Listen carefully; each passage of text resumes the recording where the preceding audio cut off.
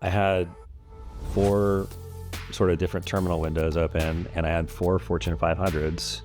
And I just remember thinking to myself, this is definitely going to cause a problem sooner or later. Matt Harrigan, also known as Digital Jesus, is a cybersecurity pioneer with a fascinating journey. From acknowledging his hacker past in leading publications to being the founder and CEO of multiple cyber companies. This godlike sense of like, oh my God, I can do all this crazy stuff. What other crazy stuff could I do? Max got picked up kind of on the sly. If you want a lesser sentence, give us something bigger. And so I became Max's something bigger. As he walks in and he is looking super sketch. He's like over his shoulder every which way, right? And he writes on this napkin, he's like, this is a bug. Right? He's pointing at the pager. The federal government always wins. That's the thing you have to remember. Like, they have an unlimited amount of money and an unlimited amount of time and an unlimited amount of resources. You know, there have been plenty of stories of people getting busted at this point. That's the point in time when you start thinking about your hacker mortality, right? I have it on good authority that there is a hefty bag filled with computer parts at the bottom of the ocean.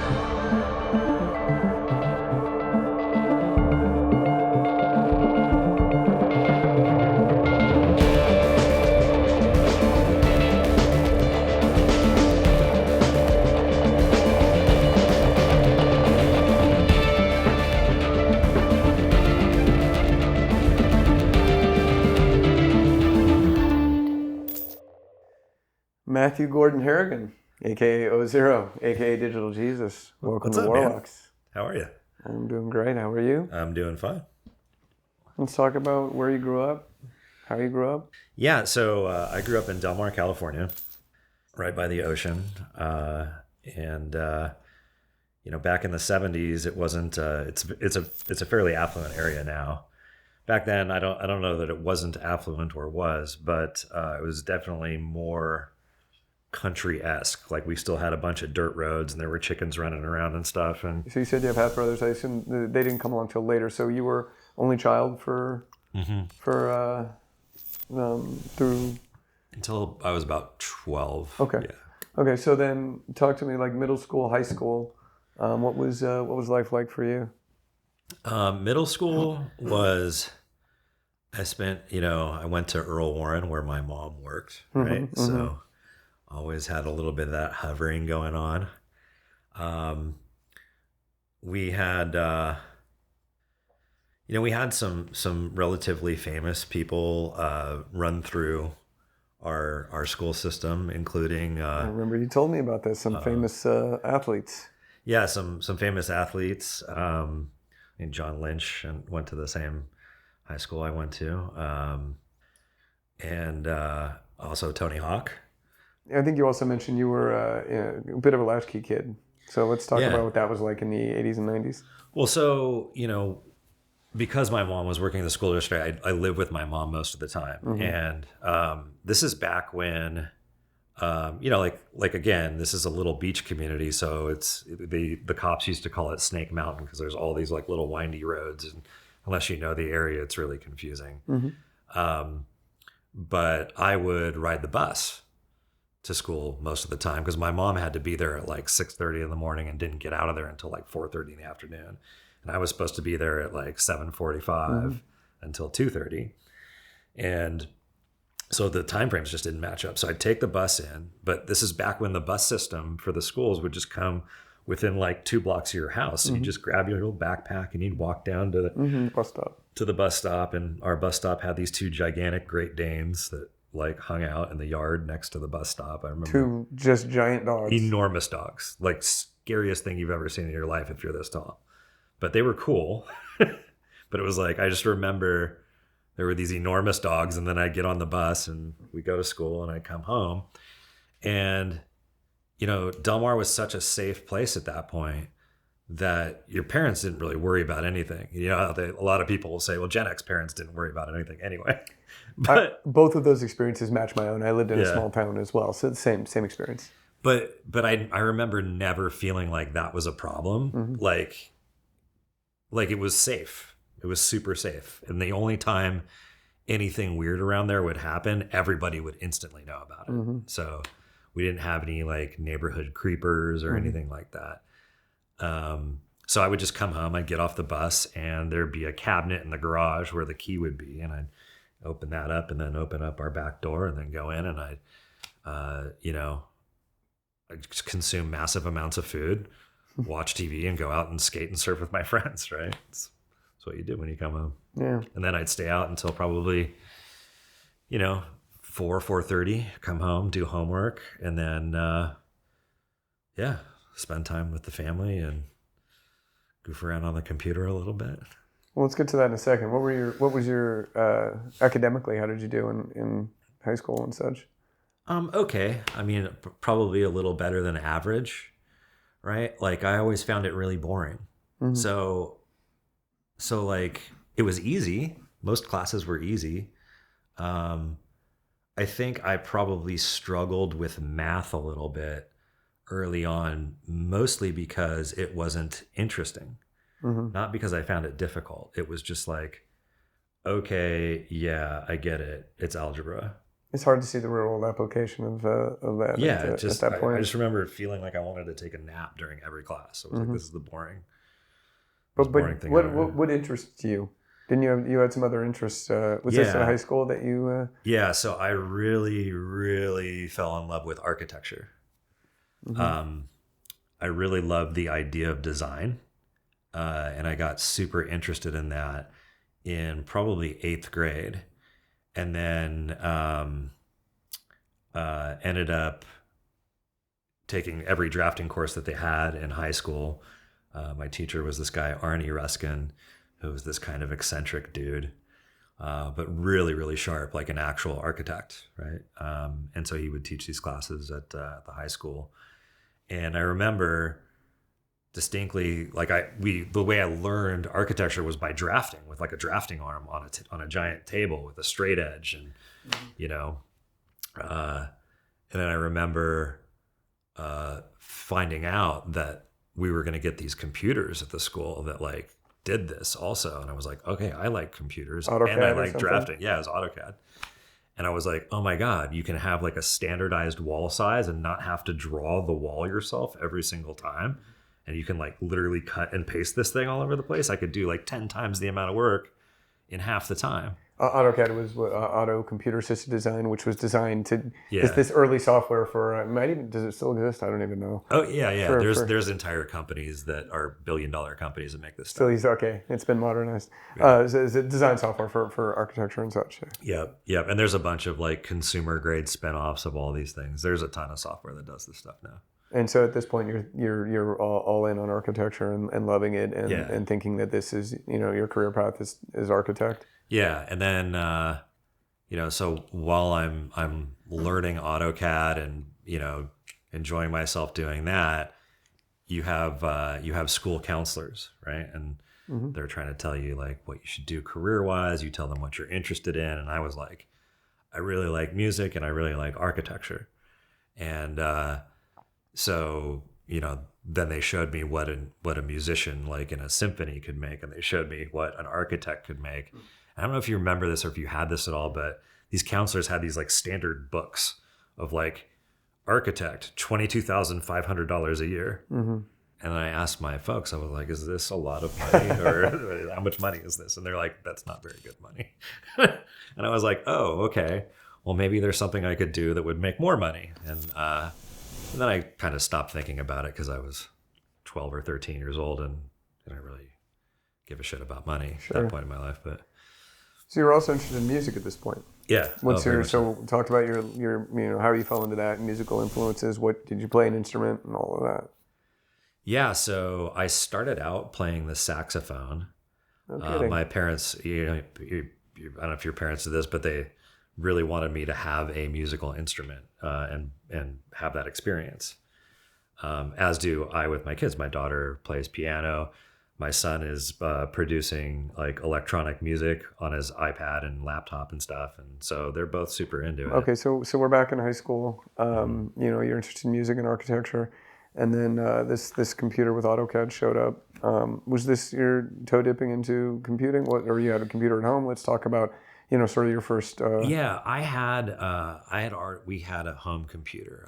At that point, I had we actually had two. I had like a 286 that was a K Pro, and then the school actually, for whatever reason, had a bunch of Tandies. They had TRS 80s. Trash 80s. Yeah. And then we had a Commodore 64 and that K Pro at the house.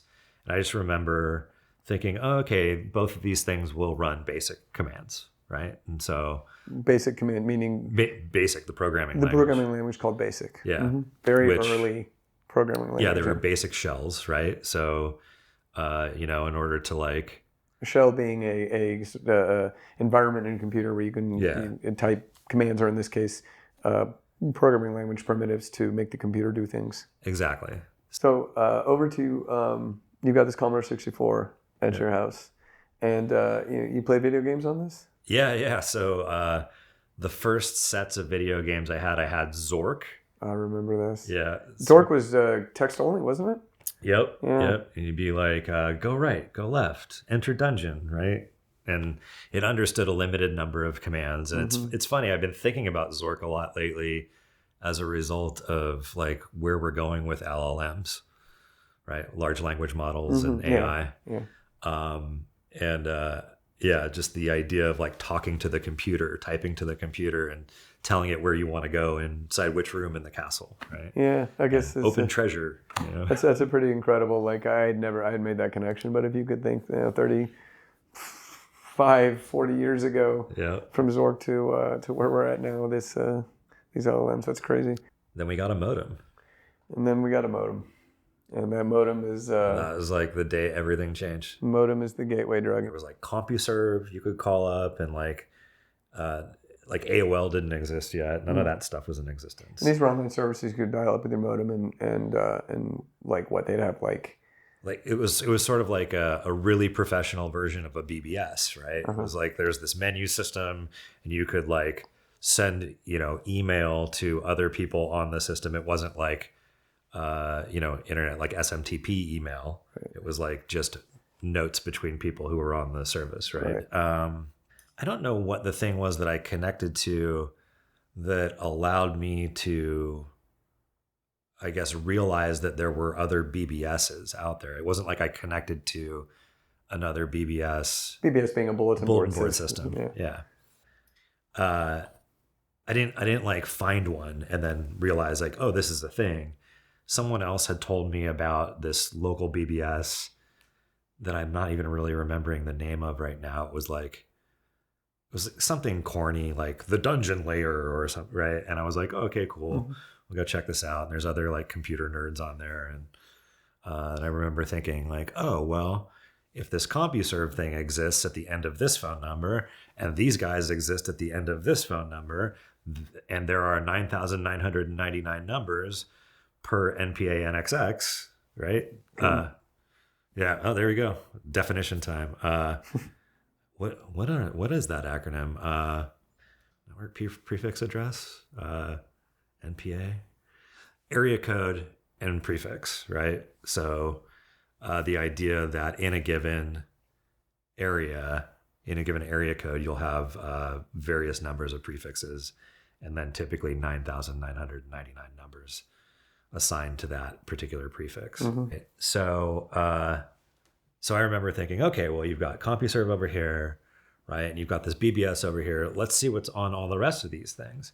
And like, while later in like computer security land, the idea of war dialers became very common. And in fact, there's some pretty famous ones. Sure. And war dialer is? A war dialer is a program that will systematically dial every phone number in a given area code and prefix to say, and then determine whether or not there's a carrier, another modem on the other end of that number. Did you find any interesting systems that you were able to then manually investigate? Yeah, this one I think you'll find amusing. That's how I discovered Unix. Like I had no idea what Unix operating systems were or anything. And I had this theory that that certain people used people with certain names used weak passwords, and the one that I would always try first is Mike. So I would go Mike, and dude, it was like 50%. So I had my Mike trick worked on a bunch of different Unix machines that I found, and it turns out invariably like Mike is the sysadmin for the box too. So then it's pretty easy to get yourself root from there. So I guess you said you had admin access here. So so talk about what that was like. So it was trippy to think that like, I mean, you're still sort of in this bewildered state of like, A, I'm connected to someone else's computer, right? And B, I can do things on it that I probably shouldn't be doing, but like you kind of get this sort of this godlike sense of like, oh my God, I can do all this crazy stuff, and like, what other crazy stuff could I do? And what other computers are there out there that I could learn about?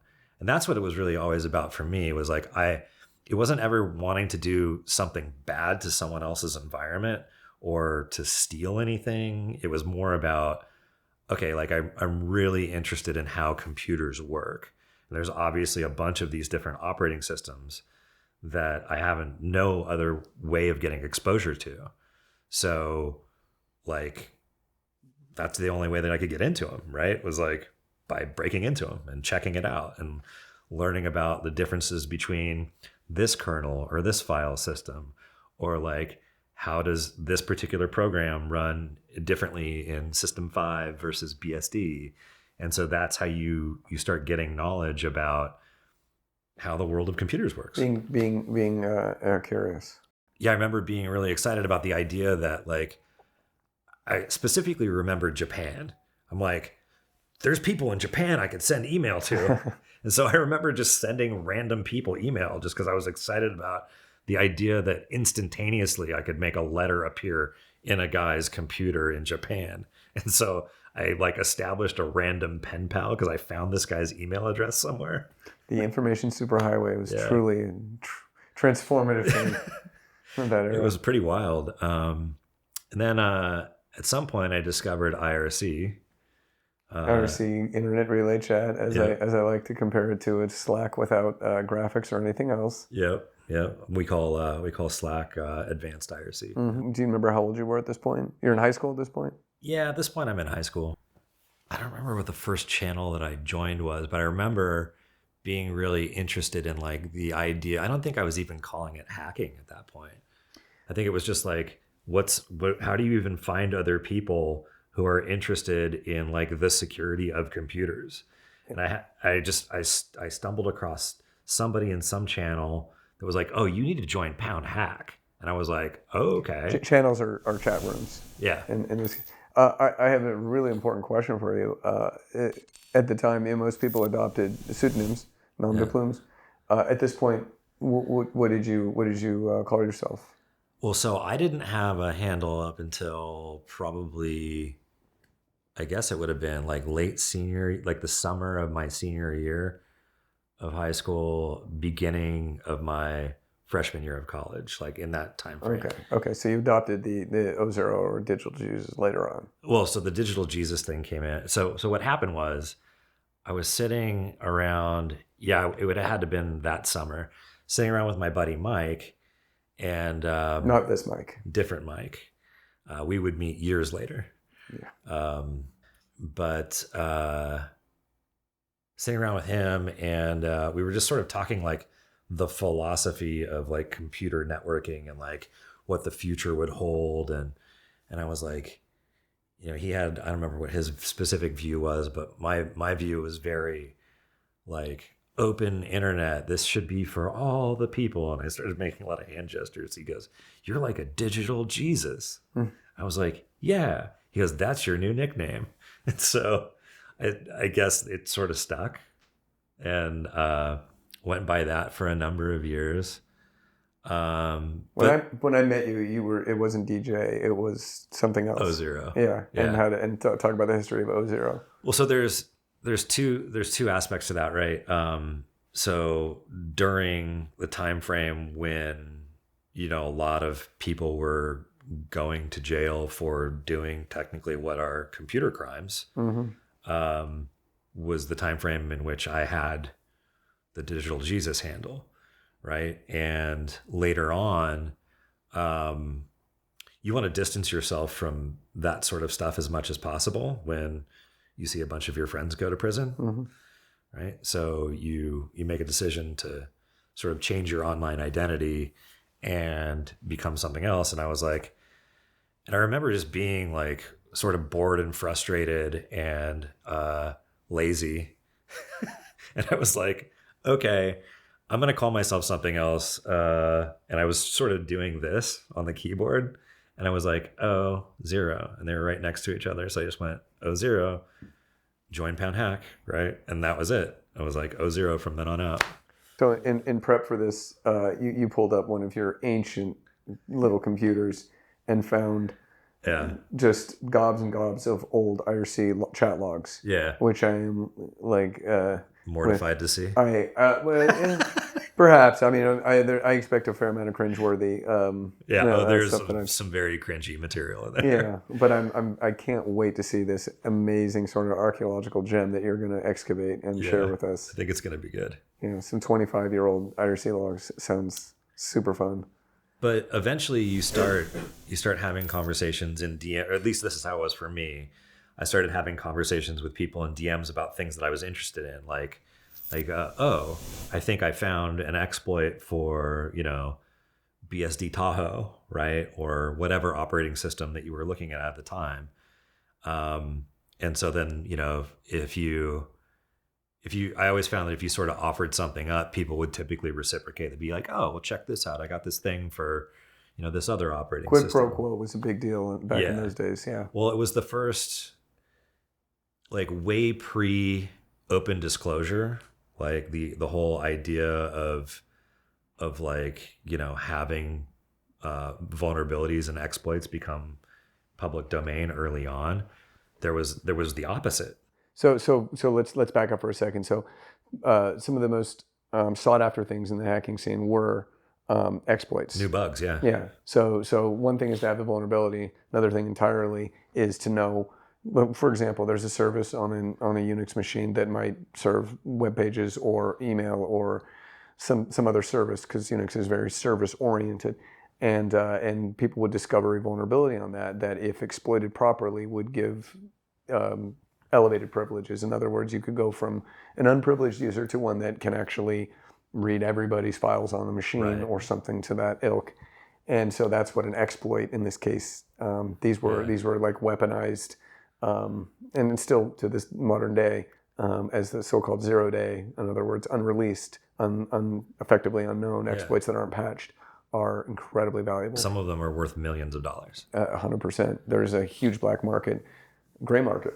Even the U.S. government will buy these. One that stands out in my mind is it had this thing, this whole idea of a system administrative module, right? There, where one computer could control a cluster of other computers.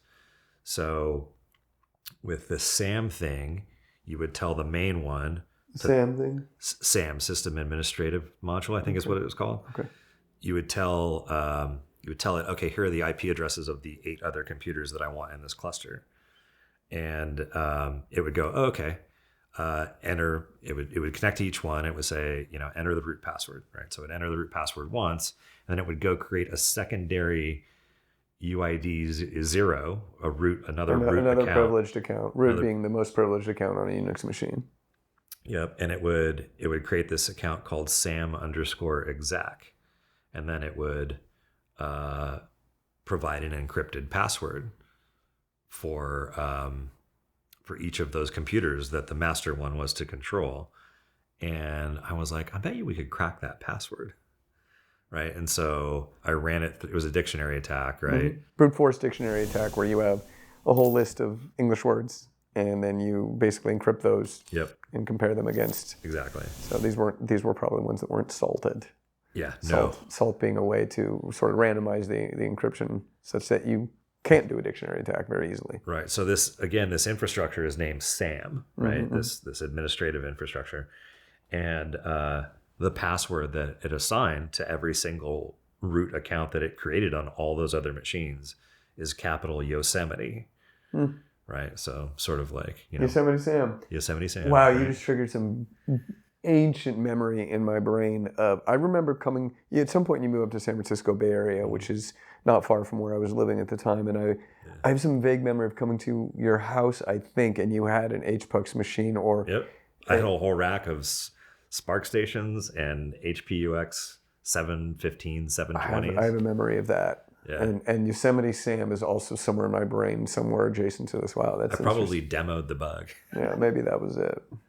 Those machines were so cool. It was like a RISC-based architecture. And so that, I think, became one of my first posts to BugTrack, actually. BugTrack was the... was a mailing list that most of the people we knew at the time were on, anyone who was interested in computer security. And people would exchange their thoughts on different security vulnerabilities. It was a way to do open disclosure of vulnerabilities, and it was the sort of responsible disclosure route that we had available to us at the time. Right, and I remember being nervous about bringing this up because at this point, a bunch of the vendors, including HP, were already on there, right? And I posted, I was like, does anybody know anything about this SAM exec issue that goes on here with HPUX? And I kind of alluded to the problem, and then Elias actually stepped in. Elias Levy, who was the moderator for BugTrack, and also well known as Aleph One. Yep. He stepped in. He's like Harrigan, remember, this is an open disclosure list. Drop your exploit. And I was like, okay.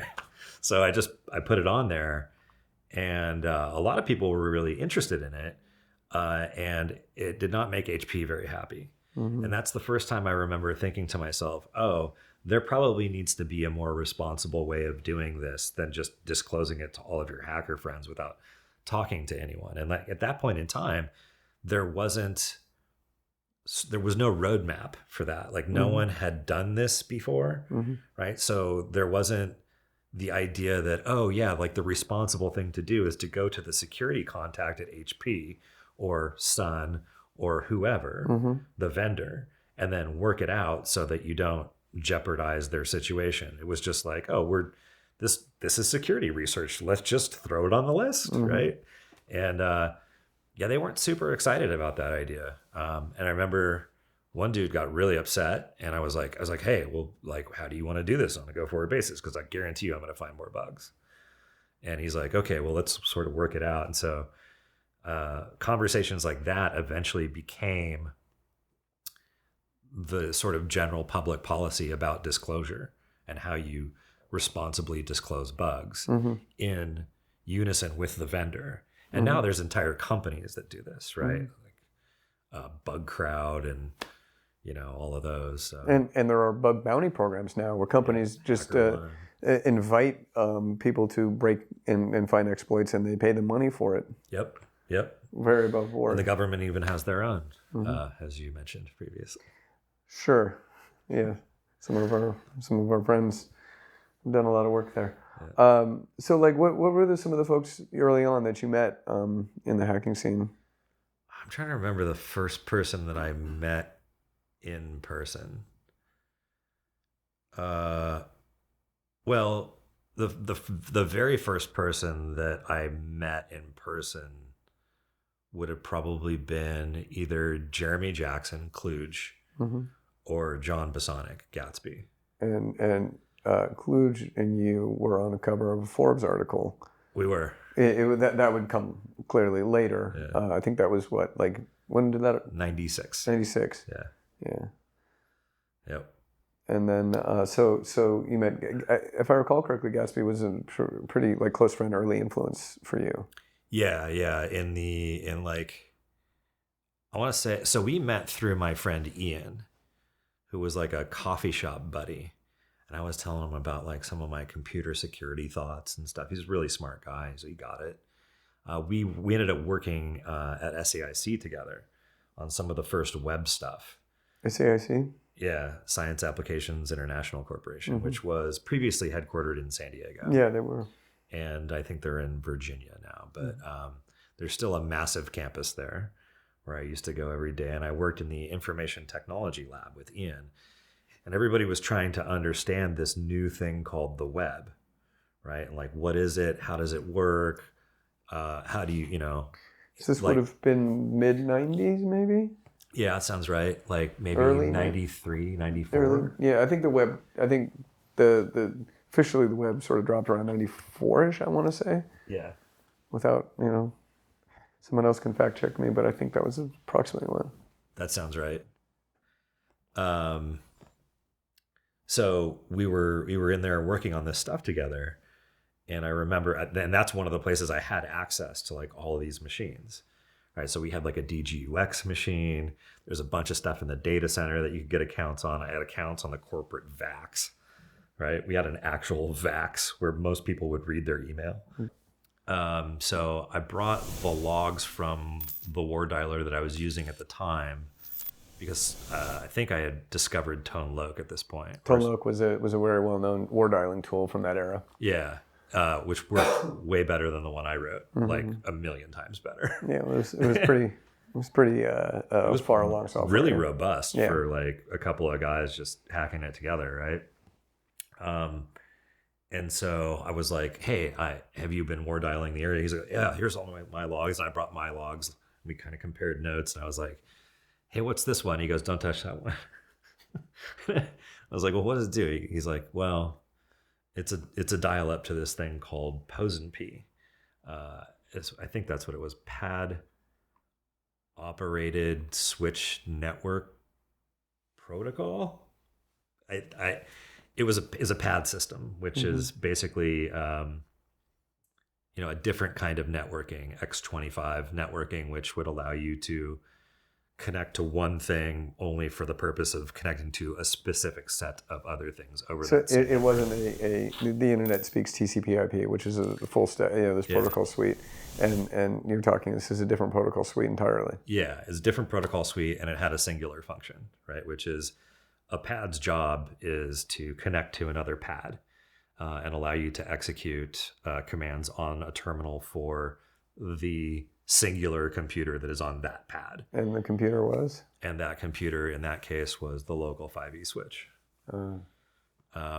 which is phone switch. Yeah, why that controlled all of the numbers that I had previously dialed. Okay, so is this the Phonemasters? That was sort of like my segue into that entrance into that world of things, and I learned a lot from John about. Can you talk about like what Phonemasters was and kind of like? Yeah, so there were sort of the previous well-known groups in the space were like LOD and MOD, right? Hacking groups, and a lot of those guys knew each other and still do.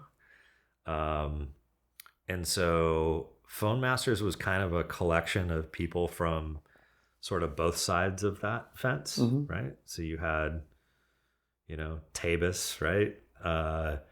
You had John, who was never really like either an LOD or MOD guy. John Lee? No, John Bosonic, Gatsby. Oh.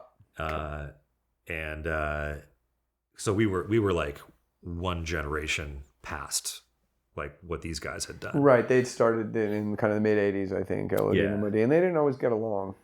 No, there's still, I think, some animosity there between certain people. Just some of it very understandable. But there were some people from MOD involved and some people from LOD involved, and then a couple of people I had never met. And they gathered under this banner, sort of from these different groups to do what? Well, so we never ever called ourselves the Phonemasters. That is a term that the FBI came up with. Oh, interesting. So the FBI got involved. The FBI was heavily involved. The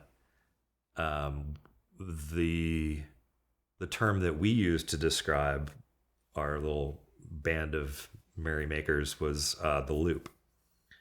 Okay. And the reason that we use that term is the way that we would host conference calls was by essentially establishing a loop on a phone switch, which is, if you're not familiar with what a loop is, it's there's basically you can call one phone number and you can call another phone number, and they sort of connect in the middle, right? And so that's how we would do conference calls, because it was essentially undetectable, and it didn't have a bill rate associated with it. So you could just, as long as you had control of a switch somewhere, you could just establish one.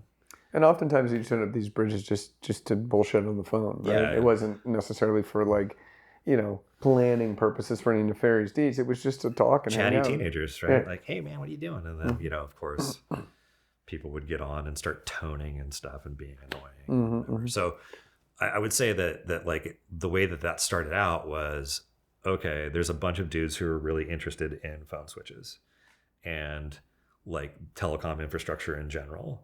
And so we all got together. And the thing that I was most interested in was, again, hearkening back to like Unix operating systems. I'm like, well, some of these switches like have they're underpinned by Unix fundamentals, right? So like there's a kernel, and there's this thing called dmert, which like controls all the upper layer functions of a 5e, right? We should probably mention that an operating system kernel is the most privileged part of the operating system itself, where the most privileged code runs. Yeah. And so I always wanted to understand more about how that part of those computer systems ran, because it did some really interesting stuff with hardware, right? Like this is the thing that's responsible. It loads all these like different modules, and some of the modules control the actual electronic switching of like different sets of wires, right? Some of them control the feature sets that go onto a specific account, onto like your subscriber line, like 619-755-3000, like that whoever owns that phone number now has access to these services on like that voicemail or like call waiting or something like that. Yeah, call waiting, CallerID. In fact, that's how I discovered that CallerID was going to be a feature set that was eventually to be released on Pac Bell. Was I saw it on the Switch and I was like, what is this? And so we had the giant 5e manual. I swear this thing is this big. I remember that. And so we go and we look it up and we're like, oh, CallerID, that's basically ANI, or automatic number identification, for like consumer grade folks. And they were going to release it like that summer. And so we were like, well, let's release it now. So we turned on CallerID on a line that we had set up that went to someone's house. I don't remember exactly where. But then we found they had already been turned on the East Coast, like I want to say either, or maybe it was Southwestern. When you need a phone that supports it, though, in order to actually you needed the little box that there was a box in the beginning before the phone, before they built it into the phone. It looked like a pager. Yeah. And you would plug your phone into the back of that and then plug that in back into the wall. Yeah, it sat in serial position in front of the phone. So we turned that on, and I was like, okay, let's see if we can see who's calling. And it totally worked. And I was like, oh, this is insane. Wow, so you pre-released, it was a 0 day, as it were. Yeah. You pre-released CallerID. Yeah, and the other fun thing that you could do, and again, like, when you think about this stuff and you think about computer hackers now, like it's nation state stuff, it's crime, it's all this like sort of stuff that's terrible in nature. That typically in pursuit of some like objective that is not, hey, let me see if this works. Right. It's about either harming someone or something, or stealing something, right? That's generally speaking why people commit crimes. But while what we were doing was technically illegal at the time, nobody had any of those objectives as far as I knew, except for one guy eventually. And he found out the hard way that that's probably not the thing to do. Yeah, like, so let's talk about your, you mentioned that the FBI got involved. Let's talk. I still think that the Phonemasters, the loop, I still think that was probably the most prolific group of people that I ever saw participate in any of this stuff. Below board type activities that were considered illegal at the time. Like, I mean, there's certainly been people who have more notoriety for doing hacking stuff. Like, obviously, Mitnick did a bunch of stuff, right? Kevin Mitnick, yeah. But the depth and the level of access that this group of people had was absolutely insane. What are you comfortable talking about with this depth? Well, I'll just say that like, we've talked about 5Es and 1As and these various switches. There's 4Es that are like long distance routing switches. There's DMS 100s. There's an entire ecosystem of gigantic hardware that controls or controlled at some point 100% of the physical infrastructure that the internet and every other communication service relied upon. Right, because it was all over the phone lines at some early on. Sure. So even the fiber switches that control all and the things that connect to microwave towers to get across canyons, all of that stuff is controlled by this infrastructure. And so it's literally like, if you use the superhighway metaphor, right? And like, there's the cars that ride on the highway, and then there's the asphalt that the highway is comprised of. This is the dirt that the asphalt sits on so that the cars can go. So this is the earth, right? And to realize, once you step back and you realize that, like, you literally have control over everything pretty much worldwide. On a phone line, you have tip and ring, right? Ring carries the electrical signal that makes your phone ring. Tip is what carries the voice or the data that's being represented as sound. And so we just figured out a way to capture, if you had a number that you were interested in, you could just take it over like it was nothing. And neither side of the conversation would have any way of detecting this. No, it's impossible to detect. Yeah. So in fact, in order to bust people in that group doing those things, I believe this is public knowledge, the FBI had to develop a specific box that they put in the central office. Central phone office. In the central phone office. And I don't remember which one it ended up going in. But it was there to capture outgoing calls being used by people in Phonemasters to connect to remote systems. So they had, they could see, it was sort of a reverse version of what we had built, right? And I think it was a custom development. I want to say they spent like $80,000 on it. And then it got wet. They left it in the central office and it got wet. So they physically got wet. And they had to build a new one because it fried.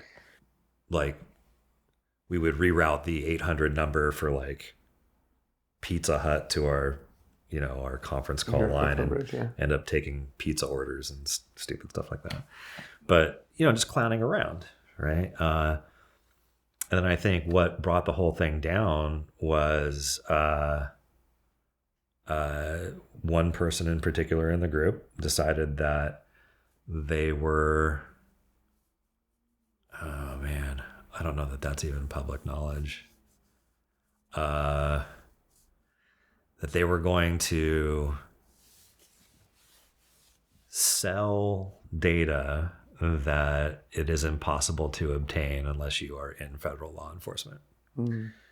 And that, in conjunction with some other decisions that were made about what to do when some of the we had like a 3-week running conference call that got billed to a random person that somebody picked out of the phone book. Oh, wow.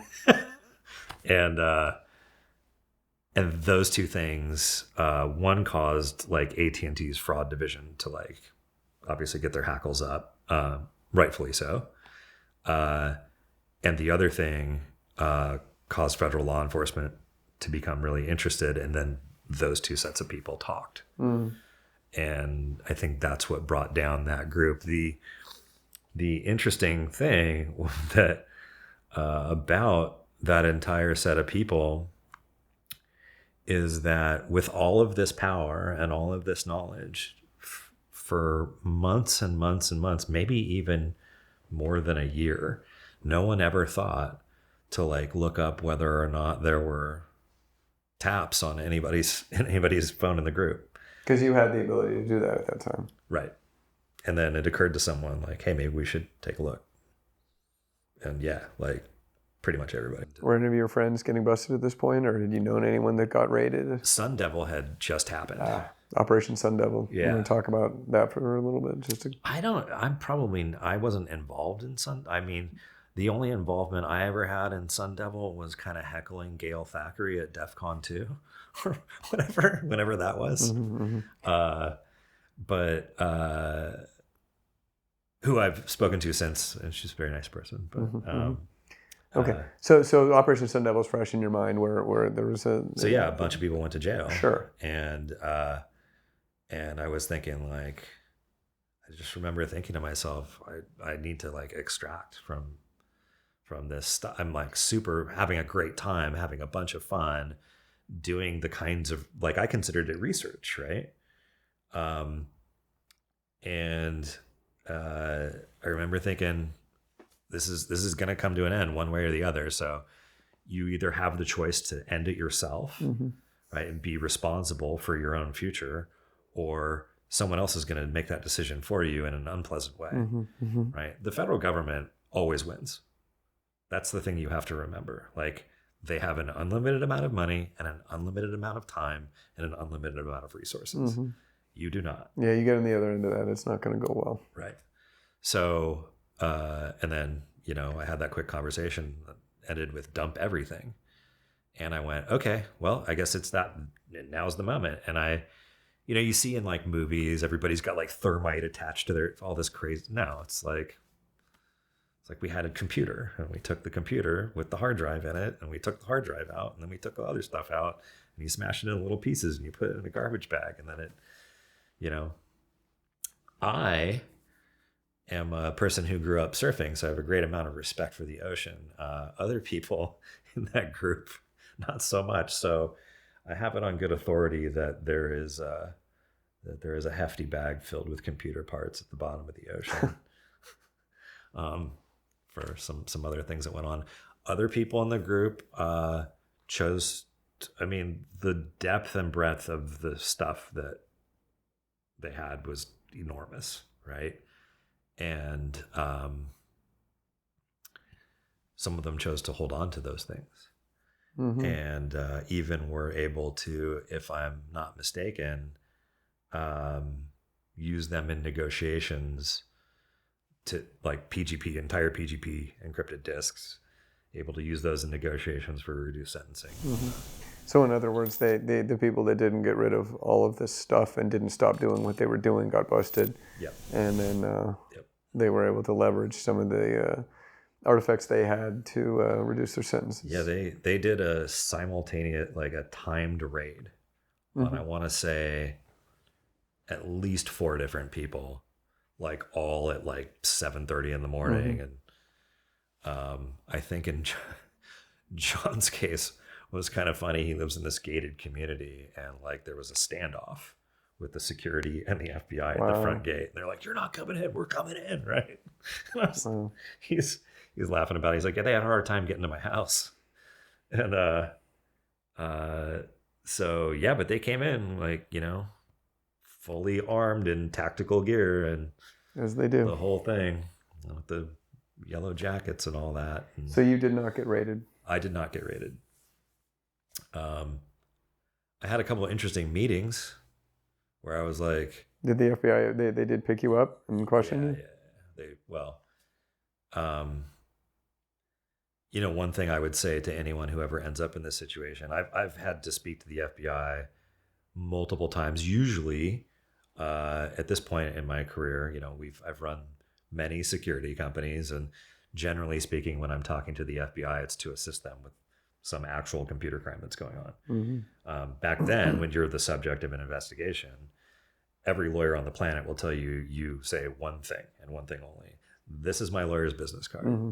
Yeah, give me my lawyer. Like, there's no reason for anyone to speak to law enforcement without their lawyer present. Sure. They would prefer the best other advice way. I ever got from anybody. Yeah. But they would certainly prefer that you did. Yeah. I mean, even if you think you're being helpful in that conversation, the odds are you're going to do nothing but hurt your own situation. Sure. So you just have to make sure that, you know, take care of number one first. And, so yeah, I don't talk to law enforcement without a lawyer present ever. Sure. Which generally what the result of that is that they won't want to talk to you. They just Mm-hmm. sort of drop it. And that's happened. There's only been 2 instances in my life where that's been a requirement. The first one was the Loop Phonemasters, and the second one was with Max. We'll get to that. So we were out the other night. You said something about a van. Oh yeah, the fraud van. So one of the people in the group who I'll let him tell his own story was the guy who designed the mod for the phone, the Oki 900 phone. Oki 900. This was a very modifiable cell phone, if I remember correctly, from like the mid-90s. Well, it wasn't designed to be modifiable, But it was modified by a lot of it had our like contemporaries. I think the sort of key vulnerability it had, if I remember correctly, is like one of the EEPROMs that was in the phone was supposed to be readable only, but became read-writable, and so you could do all kinds of stuff with this phone that essentially rewrite the firmware for the phone, which is exactly what this person did, and developed a mod where this thing could literally stay on the same voice channel but continually tumble the serial numbers that it was reporting into the cell tower and into the system. To make it hard to track the phone call. Make it impossible, right? So there's no way, I mean, other than using direct RF triangulation, which is almost impossible to do to a moving target. Mm-hmm. There's no other way to determine where someone is who's doing this thing, right? Mm-hmm. So the guy who wrote this stuff is, I still think he's one of the smartest dudes I've ever met. And we used to cruise around town and look for interesting things near telephone company facilities. So you're no stranger to the idea of trashing, right? Like Sure. there's even, I think I even have some footage of Mudge diving in a dumpster. So this is the idea of going to a place, a business that you're interested in that might have some fun stuff, and looking through their garbage. And usually it was like dot matrix printouts, right? Mm-hmm. So these long spools of things that are going on inside the phone company. Sometimes there'd be like a username handwritten on there, a password scribbled, or like sometimes it'd just be in the documentation, right? Mm-hmm. And a lot of the documentation that we got you couldn't just like order up a 5e manual back then. Mm-hmm. A lot of times you'd have to go trash one, right? And so they'd have multiple copies of these things that were provided by, Belcor or whoever was doing the docs at that point. And so you just grab one out of the trash. A lot of the stuff that would teach you about the systems that were inside the building, right? Mm-hmm. So 5e manual, here's a 1A manual, here's a DMS manual, GTD5. All this different phone infrastructure. Yeah, all these different switches and computers that controlled them.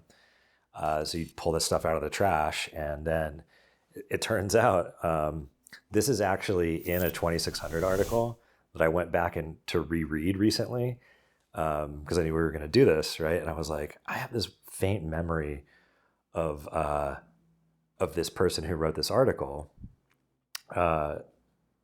suggesting that there's a phone number that you can call to just straight order the manuals, and no one on the other end of the line will check to see whether you work for the telco or not. And I was like, did that really happen, or did I imagine it? I went back and read it, and it was this article in 2600 by Firm Grasp, which is just all about hacking the 5e.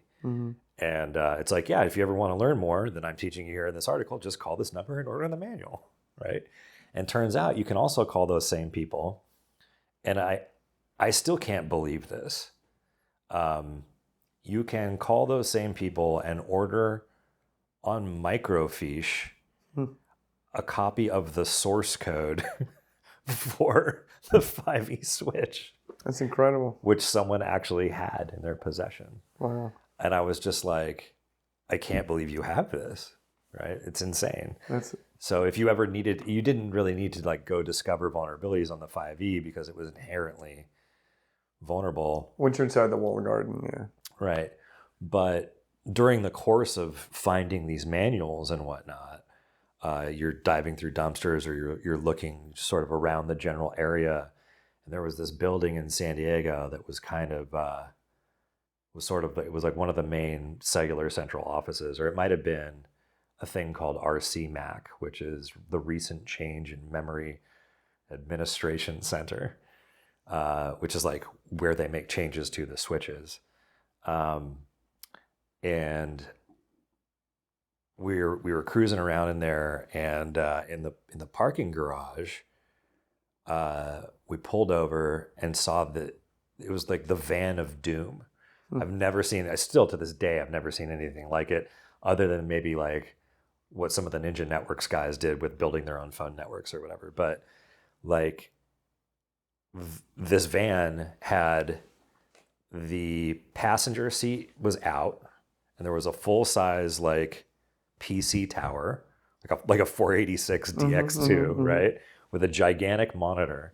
And then the entire back half of this van was filled with, like, had physical like data center racks in it, right? So like with computers that I have no idea what these things do. They're super highly specialized, like cellular telephone computer things that like, and I've never even heard of any of these brands. And then on the roof of this van, there's like 60 antennas, right? So this thing's job, to the best that we could tell, is to drive around looking for people doing the exact things that we were doing, like cellular telephone fraud. Like there'd be no other purpose of this van other than to like triangulate something.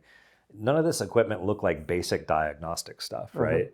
It like, this thing was purpose built to like go hunt things, right? Like it was very clear that there must have been $1 million worth of gear in this van. Wow. And so that's when the person I was with and I looked at each other and we're like, we probably shouldn't hang out near this thing too much longer. It sounds like that's another good sort of like canary in the coal mine. Yeah. For you guys. Yeah, and so that's the point in time when you start thinking about, you know, your hacker mortality, right? The notion that you're probably not invincible.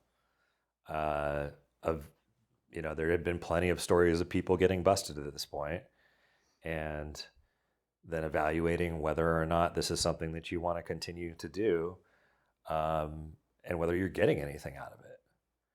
Right? Like other than the coolness factor. Yeah, the pursuit of knowledge only goes so far, I guess, to the point to where you have to worry about your actual liberty.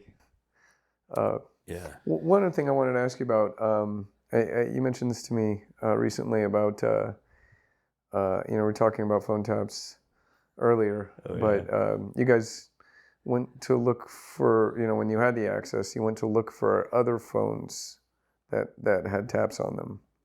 What was that about? So just curious, like, which of these individual lines were flagged for call logging, right? Which is basically the idea of like presenting a list of data for each of these phone numbers about what they did, who called them, who they called, what happened. And we found a bank of them that were pagers. And so it was super weird that like, we're like, well, why would oh, why would pagers be tapped? Oh, right. Still in the 90s. This is in the 90s. Phone Right? pagers that were tapped. Yep. And these were just regular POXAG pagers. They weren't even alpha pagers. POXAG? POXAG, I don't know, what does POXAG stand for? I don't remember the acronym, but you can just... It's the protocol that basically is used for wireless transmission of... For just alphanumerics, right? Alpha, yeah, it does alphanumerics, but mostly it was used for numerics. Okay.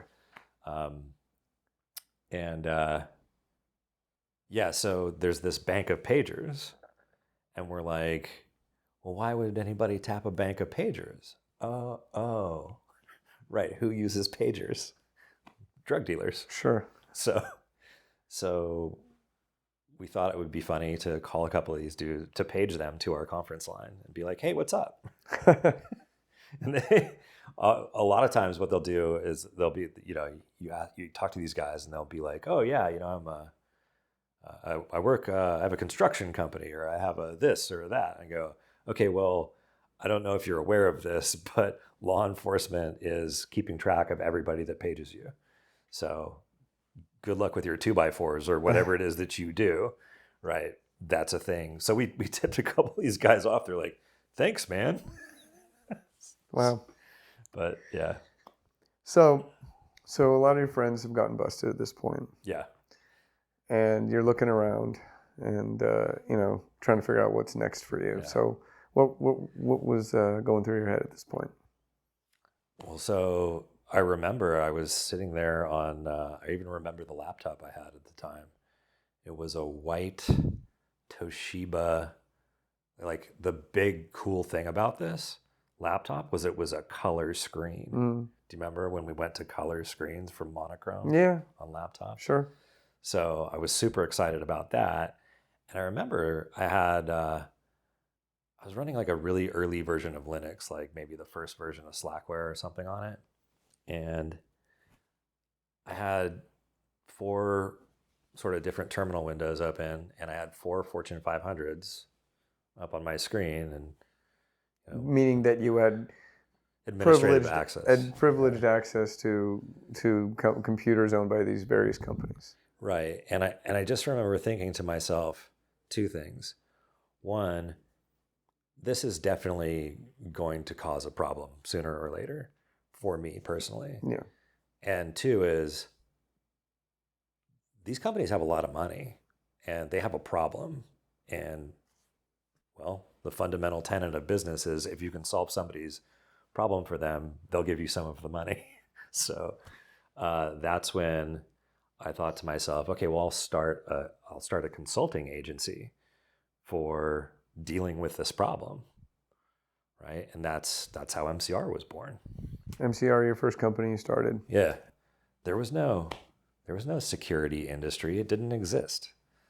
Like the term penetration testing was by and large used by the military, right? Sure. And it didn't necessarily even always refer to computer security. Like, penetration testing in the Army Corps of Engineers is a term that deals with, like, how hard is this sediment, right? What does it take to bust through it, right? And like, it's a different term in different facets of life at this point in time for a bunch of different people. And so, like, ethical hacking, pen testing, none of this stuff existed. So you left Cisco. I left Cisco. And MCR starts swinging. You started hiring people. So I had this idea, okay, we can aggregate all these logs. We can understand what's going on firewalls. We're going to need a system to manage that and to display it and to categorize and prioritize things, right? And then we built the first SIM, right? I was like pitching this idea to you. I was like, dude, we could build this thing. Like, I'm like, you write good C, right? Like, some of this will be in C, and like a lot of the lighter weight languages weren't even around yet.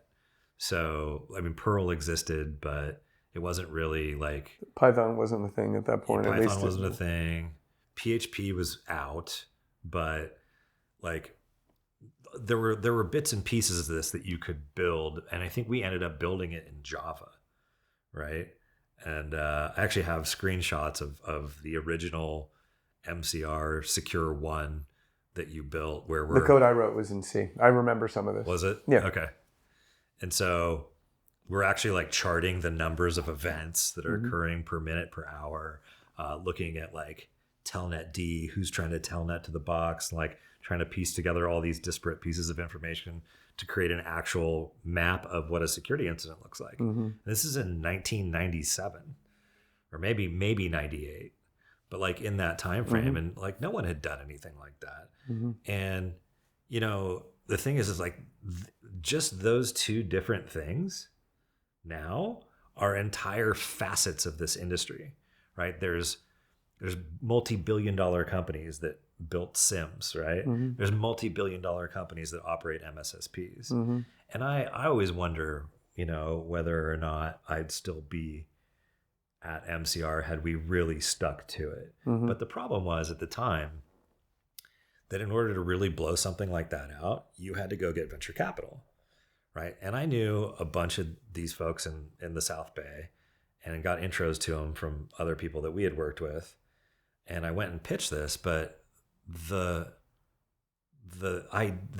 feedback that I got was, this feels like a services business. We don't invest in services businesses. That was the first time I've heard that. You know, I didn't know that like venture valuations are based on multiples of things that you can sell over and over and over without using people's time, right? Right. So that's the VC view of the world. And so I was just trying to figure out how to couch this thing in a way that would be even investable, and just could never really get there with it, right? And so we ended up, you know, selling off the company. You also had a guy working there named Max Butler, aka MaxVision. Yeah. You want to talk a little bit about that incident? Sure. Yeah, that was pretty wild. Again, I mean, I've certainly met people that I don't consider to be highly intelligent that are involved in the space, right? But I would say that by and large, most of the people that I've met in the computer security or hacking scene are super, super smart. And one of those people is this guy, MaxVision or Max Butler, depending on which day of the week it is for that guy, right? I met him, I want to say originally on IRC, and he relocated from somewhere back east to the Bay Area around the same time frame that you and I were working on Secure One, and he was looking for some contract work. And we had a bunch of pen test stuff that needed to get done. And so I had him on a couple of projects. And he came in one day and he goes, "Hey, are you looking at any of these new drops that are coming out from like the ADM guys?" And This would be like vulnerability exploit drops from hacking groups. ADM being one of the hacking groups of the day. Yeah, which like when you look at these, the way that people were releasing stuff, they were building their own zines like Frack, right? But they had their own independent versions. Like the ADM was like the first version of security blogging was like the README file, right? And so they were just dropping tons of exploits, and it was hard to really determine which ones of these. There was just so much volume. It was hard to know like what was really going to be fruitful and what wasn't without literally reading through thousands of lines of code, which at that point in time, I'm running a company. I don't have really time to do, but Max is like in it. Like he's all the way in. The most recent drop that these ADM guys released, he's like, there's some really good stuff in here. And I'm like, oh, like what? He goes, well, are you familiar with like Bind? The Berkeley Internet Name Daemon, which was a very ubiquitous, notorious is almost a better term for this piece of software. So this was it was what provided DNS services for a bunch of different Unix variants, and it was notoriously buggy. And you could actually look up in that era. There was a whole matrix of Bind software versions and the vulnerabilities that it was affected by, and there were so many. Yeah. So I would say the only thing that had more bugs than Bind was SMTP. Remember, like Eric Allman started that thing back in like the freaking like 81 or something, right? SMTP, the Simple Mail Transport Protocol. So SMTPD, the software, the service that was responsible for low-level email protocol on sending email on the internet. Yeah. So anyway, this Bind exploit is packaged in this ADM kit, right? It was Bind 9. Bind 9, yeah. And Max is like, check this out. And the way that the way that the author had written the exploit, it literally picked it randomized the octets of IP addresses, and then just tried to own a box and then drop you into a root shell. And Max showed me that it worked. Right? It would just keep cycling through random IP addresses until it got one, and then it would pop root and just drop you onto someone's box. And I was like, okay, don't do that anymore from in this building, right? Like, don't do that anymore, period. This is a weaponized exploit that would randomly try and find a host on the internet that had a vulnerable version of the software, and then if it found that, it would present you, it would magically give you privileged access on that machine. Exactly. And so we look at the code, and I was like, well, if you unrandomized it, you could create a directed exploit out of this. I'm like, just remove this chunk of code and replace it with like, something that you can like, put it in argv, right? Like make it an argument to the program and direct it at a specific host. Yeah, give the program the ability to specify the actual target that you want into, rather than randomly pick one. And he goes, oh, that's a cool idea. I'm going to go home and work on that. I was like, okay, whatever. And like, so he does. And then he comes back and he's like, it works, dude. I was like, yeah, it's pretty cool. Right. So I'm like, I'm not sure what we're going to do with it other than like, unless you want to go fix bind 9, right, and release a patch for it. But like we can use it in pen tests and stuff. And legitimately use it for customers that have hired you to try to break into their networks. Yeah. And Max had different ideas. Mm-hmm. Max decided he was going to go out and own the entire freaking internet. So and he picked some really poor choices for targets, if I remember correctly. Yeah. Some people who .gov and .mil. Yeah. The folks who get really unhappy when you take over their computers. The U.S. government and the U.S. military. Yeah. And a bunch of commercial establishments as well. And so, he got busted. And he did this from MCR's networks. He at one point did. And that's when we were asked some questions. And Max got picked up kind of on the sly, right? Like I didn't know that any of this was going on. And we had the day that he had gotten busted, or the day after he had gotten busted, we had a big meeting with a customer coming up. He was supposed to present the results of this pen test. And he's like, I can't come into the office today. And I was like, what's up? He's like, I can't tell you over IRC. And I was like, okay, well, I need you here. So why don't we get together and meet up and we can figure out what's going on and solve the problem, right? And so he goes, yeah, let's meet at this Denny's, right? Local chain restaurant. Yeah. And so we meet at the Denny's. He walks in and he is looking super sketch. He's like over his shoulder every which way, right? And he sits down at the table and he just writes on a napkin and puts this, he has this like pager thing. And he writes on this napkin, he's like, this is a bug, right? He's pointing at the pager. And I was like, okay. So then we just talked about how delicious super birds are for the next 10 minutes. And then I left. And I was like, I don't understand what just happened. It turns out that what Max had told them was that I was like the mastermind of this exploit and the idea to unleash it on the internet and blah, blah, blah, blah, blah. When, I mean, if I ever did say anything like that, I was probably cracking a joke, right? And I don't think that I ever did. But nevertheless, like that's what he told the FBI when he got busted, that like I was the, because their whole thing is like, if you want a lesser sentence, give us something bigger. Yeah. And so I became Max's something bigger that he wanted to give them. And I have documents from the Freedom of Information Act that say exactly what he reported to them. Yeah, around all of it's bullshit. That's crazy. Around this time frame, he also reached out to me and asked me if he should, on IRC, if he should run or just turn himself in. Yeah. This might have been just before this. Because I have your IRC logs. And then he Yeah, and then that was sort of around the time frame I think that I got picked up by the FBI and questioned about a bunch of stuff. But I would love to hear more about that. That's a story for another time. It's in my interview actually, but Cool. yeah, it was all around this time frame. So so the sum total of this was that Well, they ended up coming to the office looking for me while I was down talking to Max. And either you or Jason were the ones that are like, the FBI is here and they'd like to talk to you. And I was just like, hand him the number for the lawyer, right?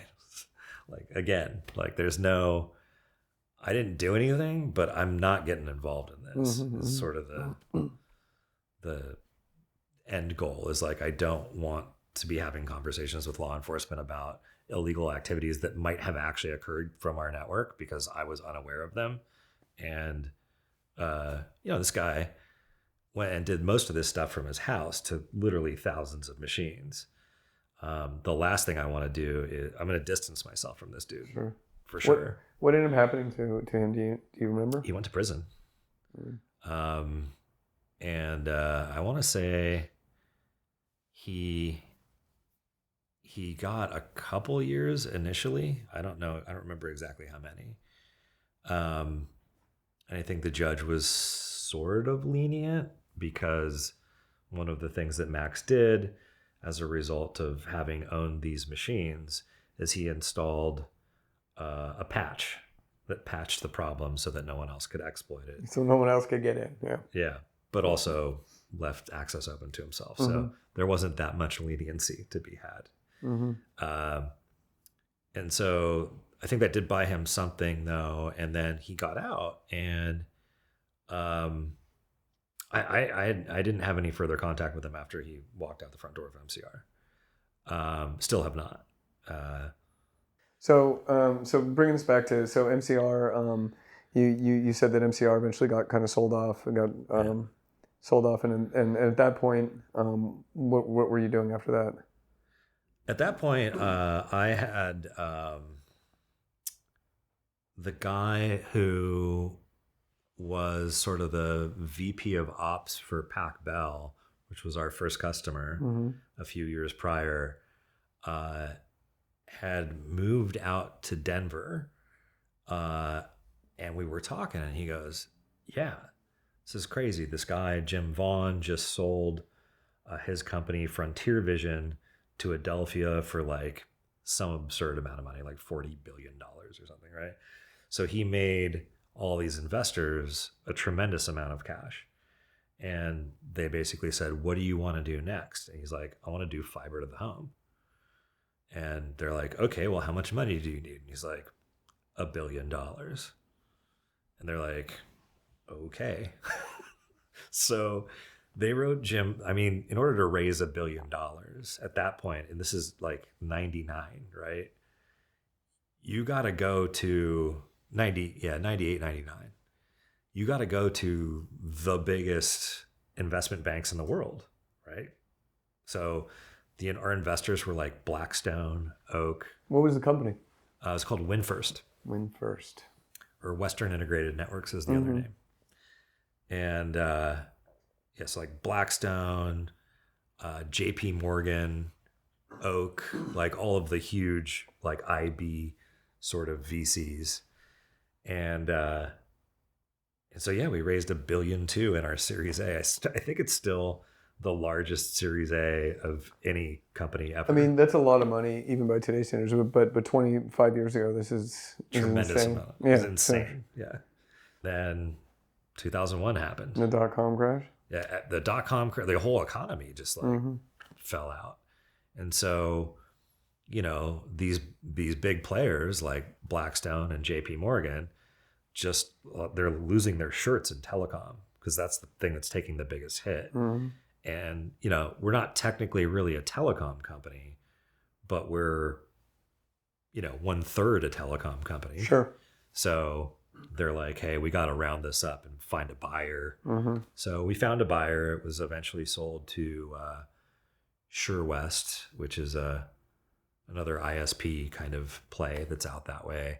And then that was all wrapped up, and I think it's all part of Consolidated Communications now, which is a big international, or I guess at least national telecom. Okay. So then what was, where'd you go? What'd you do? So after WinFirst, I took a little bit of time off and went and did some photography, which was nice. I was like, I don't want to touch computers or security or whatever.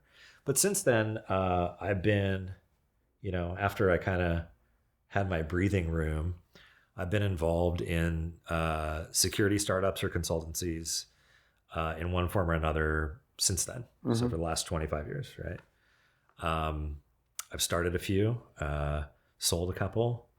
And along the way, you met someone who became your wife. Let's hear a little bit about that. Actually, that was during my time off. So Photography. Okay. So I was running around town. This is before digital cameras became highly popularized. I just knew that I wanted to be a quality photographer. And so I went and I researched what all the, who makes the best optics and learn as much about camera bodies as I could. And I ended up, I wanted to go on the cheap side. So I went with Minolta gear, which is not the answer, by the way. But I got this camera and I would run around town, shooting urban scenes and still life stuff. And you're in Colorado at this point. In Denver. You're in Denver now. And back then there were parts of lower downtown that were still really pretty crappy, right? That were falling apart. And there was I remember this one photo I shot that was there was this dude who was smoking some form of drug and looked really tweaked out.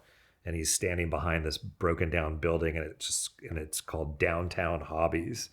And the downtown is skewed this way and the hobbies is skewed that way. And there's this guy with his downtown hobby, right? Smoking crack or whatever. But yeah, so I'm shooting all this film, and the nearest place to me that could do development was Wolf Camera, which is where my wife was working. She wasn't your wife at the time. She was not neither one of us knew that she was my wife yet. Yeah. But I thought she was cute, and I would constantly be in and out, probably shooting more than I needed to develop film. So started up a conversation, asked her out, and here we are, decade and change later. How long have you guys been married? Ooh, that's a good question. Since 2008. 16 years. Yeah. Or so. And you have some kids? We do. I have two kids, Vanessa and Cooper. Vanessa's 13, about to be 14. And Cooper's just about to leave 6th grade. So he's. And I think you mentioned that. Is it Vanessa who's into computers? Yeah, she's getting really interested in writing code and understanding other people's code and understanding how systems work. And so we work on little projects that I think she'll think are interesting. And she's funny. She's got definitely a lot of my DNA in there. She's always asking questions about how to break into stuff. And I was like, no, you need to learn how computers work first before you try to go break into them. And then I'll teach you how to do some hacking stuff. That's super great. But Cooper's like that too. He's his whole jam is, harken back to music, right? Yeah, digital music, you said. Yeah. So he's got his little studio set up and he's producing electronica, and it's really good stuff, man. I'm super impressed with both of them. They're doing great. That's great. So suppose we should talk about 2016 and what happened in 2016. Yeah. November-ish time frame, election time, 8 years ago, whatever. Yeah. I think the way that I look at all of that is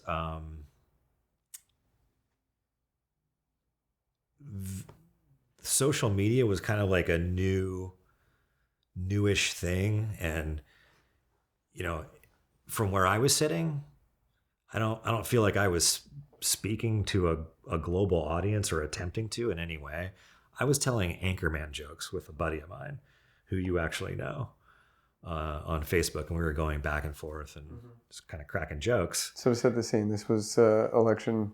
So I think it was on election night. It was election night, November 6th, 2016, something like that. Yeah, and you know, like the scene in Anchorman where they go, yeah, Brick killed a guy with a pitchfork. Yeah, you should probably lay low for a little while. I was like kind of hamming it up about being Brick Tamlin, right? And someone decided to, out of context, screenshot the things that I was saying and present them to the rest of the world as if I were a psychotic person attempting to assassinate the president. And like, look, the one thing I'll say about that is I'm not abdicating responsibility for what I said. I said what I said, right? I never would have said any of that had I known for a second that it would A, become that public, or B, be presented in the manner that it was presented in. You never meant it to be taken literally. It was not to be taken seriously whatsoever. It was an off-color joke that you made, and you thought it was a trusted audience.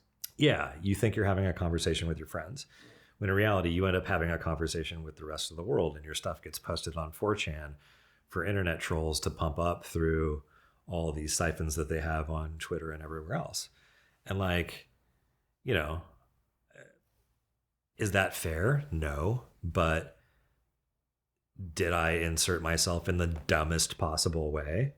Absolutely. Would I ever consider doing something like that again? No. What ended up happening?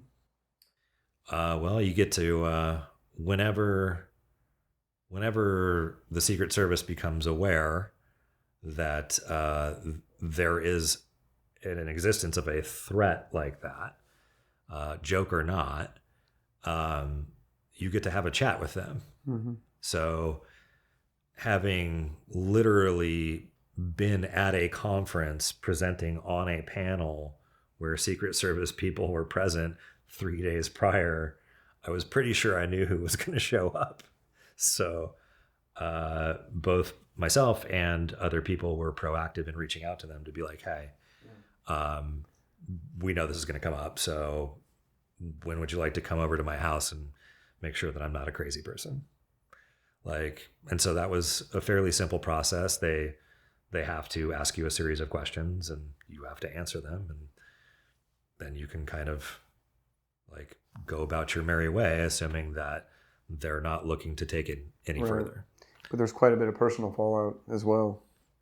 Yeah. I mean, one of the things that happens when something like that gets pumped up online as loudly as it did is that, and people believe that to be your actual intention,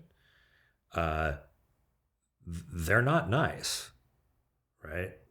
So, yeah, just imagine.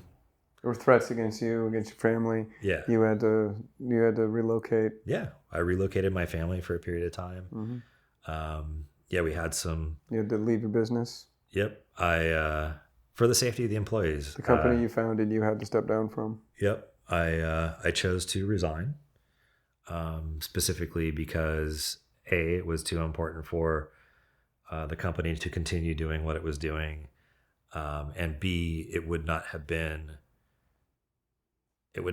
fair to not do that, given the circumstances.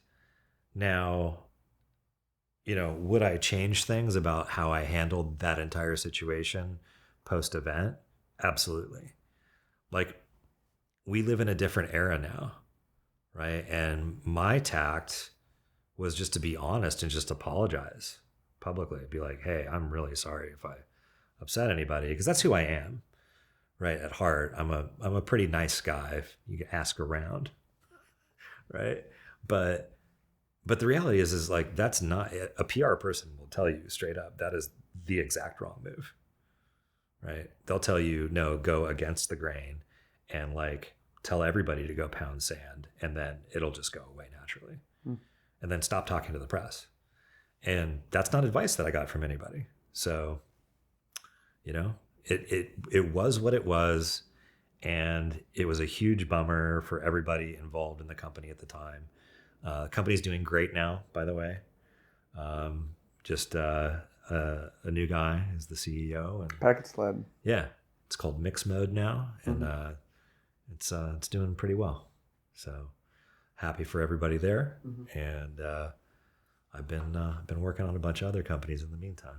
Yeah. Anything you want to allude to, or Well, look, you can talk about the space it's in, maybe? yeah, there's this nexus of, generative AI and security functions that need to get taken care of internally at companies. And I think that I've found